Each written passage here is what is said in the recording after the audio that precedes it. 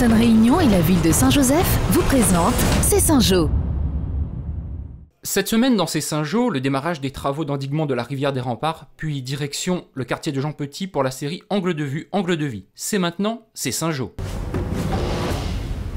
Mais tout d'abord, la remise des clés des opérations Résidence du Parc et Robert Jean d'Arc. Deux événements en moins d'une semaine qui viennent confirmer la dynamique municipale en faveur du logement, afin que le plus grand nombre puisse se loger de façon décente et adaptée. Très content de rentrer dans son studio aujourd'hui et me remercie tout le monde, m'a dit à tout le monde, la CEMAC, voilà. Et maintenant, il faut être sérieux. Moi, j'étais à la rue. À la rue, m'a dit pas encore comme dans certaines personnes à la rue, moi j'étais quand même dans un squat. L'Angevin était pareil, moi squattais partout. J'étais chez mes enfants, enfin chez mes enfants, et puis bon comme ils ont dû vendre le terrain et puis voilà, faire ce qu'il fallait faire quoi. Donc moi je me suis dit que ce serait mieux pour moi d'aller dans une résidence pour que ils peuvent profiter.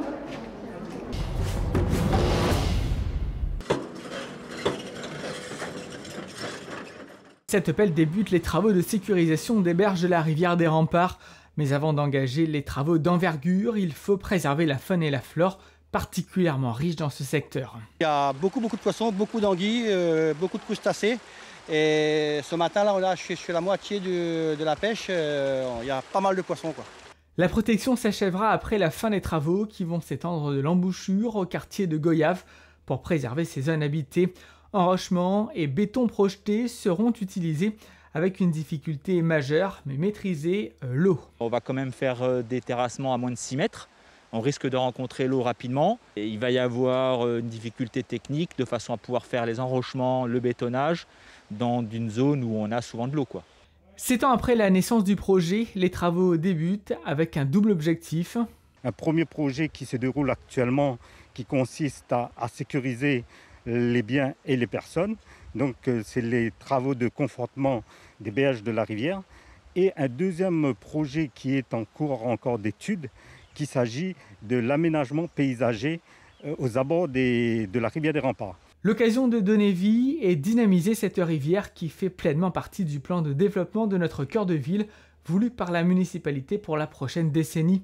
Les travaux devraient durer 22 mois.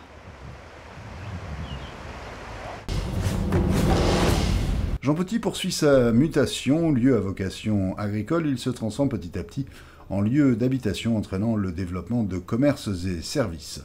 Le changement à Gentil s'est fait en un temps record, ses habitants les plus anciens ont apprécié ce regain de confort comme l'eau courante. Il y avait une vieille citerne juste au-dessous de là, et il fallait n'y pas éveiller de l'eau la nuit pour nous gagner un petit pétrole d'eau, un petit faible de l'eau.